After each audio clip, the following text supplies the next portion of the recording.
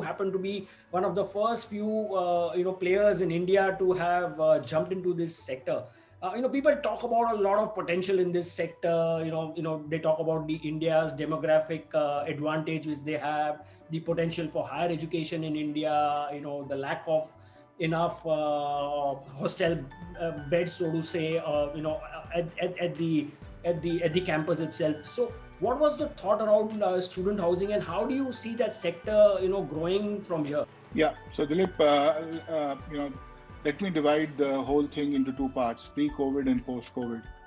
Pre-COVID, yes, India was very compelling because we have 300 million students participating in some form of formal full-time education, and obviously many of them need proper student housing because they come from places where there is not enough of a higher education. And pre-COVID, I think there was a lot of startups who are catering to this demand, and there was a very, I would say, very confusing overlap between co-living and student housing.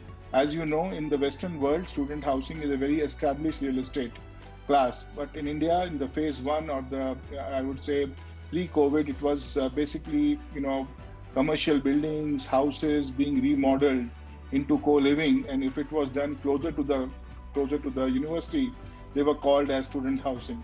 So we did not have many dedicated players looking at it from the OpCo-PropCo model. However, post-COVID, two things have happened. A lot of OpCo-only players are finding it very hard to, meet their ends, and they are struggling. Secondly, also the whole aspect of not having purpose-built real estate to serve student housing is completely exposed during the pandemic. They expect dedicated student housing, which is not co-living. Even universities are very conscious that the students should be in the safe and protected environment. Now, what will happen post which is you will see a lot of university underwritten student housing, because universities, to make sure that they are up and running, they need to provide parents and students safe environment, and parents should feel safe. And secondly, I think there will be an integral play between operations and the property owner, because this pandemic has exposed the traditional models which were being funded or which were being supported. So as Cerestra, we believe that we have a large role to play in on-campus purpose-built student housing. We also want to play a role on off-campus purpose-built student housing in the key education clusters.